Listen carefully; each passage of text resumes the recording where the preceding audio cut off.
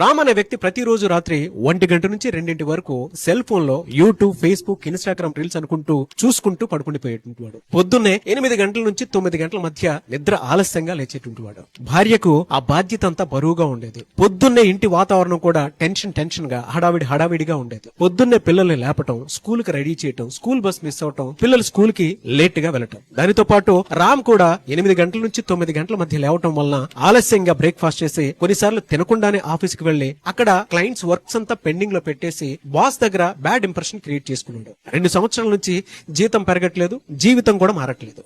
ఇదే కథ నేను మీకు ఇంకోలా చెప్తాను. అదే రామ్ అనేటువంటి వ్యక్తి రోజు 10 గంటలకే సెల్ ఫోన్ పక్కన పెట్టేసి హాయిగా నిద్రపోయిన తర్వాత 5 గంటలకే నిద్ర లేచి కాలకృత్యాలన్నీ పూర్తి చేసుకున్న తర్వాత కిచెన్ కి వెళ్లి తన భార్యకి సహాయం చేసి పిల్లల్ని నిద్ర లేపి రెడీ చేసి స్కూల్ టైం కి వెళ్లేలాగా స్కూల్ బస్ మిస్ అవ్వకుండా రోజు పంపిస్తూ ఉండేవాడు. ఇంట్లో వాతావరణం కూడా పొద్దున్నే చాలా ప్రశాంతంగా ఉండేది. అలాగే టైం కే బ్రేక్ఫాస్ట్ చేసి ఆఫీస్ కి రెడీ అయి ఫ్రెష్ గా ఆఫీస్ కి వెళ్లేటువంటి వాడు.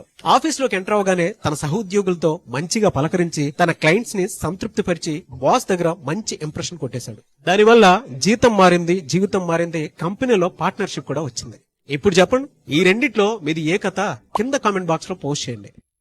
ఈ ఎంటైర్ ఇన్సిడెంట్ మనకేం సూచిస్తోంది అనంటే జీవితంలో టైం కి నిద్ర, భోజనం ఈ రెండు మనకు అలవాటు కాదు, మన భవిష్యత్తుకు పెట్టుబడి. ఈ రెండిట్లో మొదటి కథ మీదైతే రెండో కథ మీకోసం నేను రాయాలనుకునేది. అందుకే ఫుడ్ మనీ సైకాలజీ పేరు మీద సెప్టెంబర్ 1st వీక్ లో 5 days నేను క్లాస్ కండక్ట్ చేయబోతున్నాను.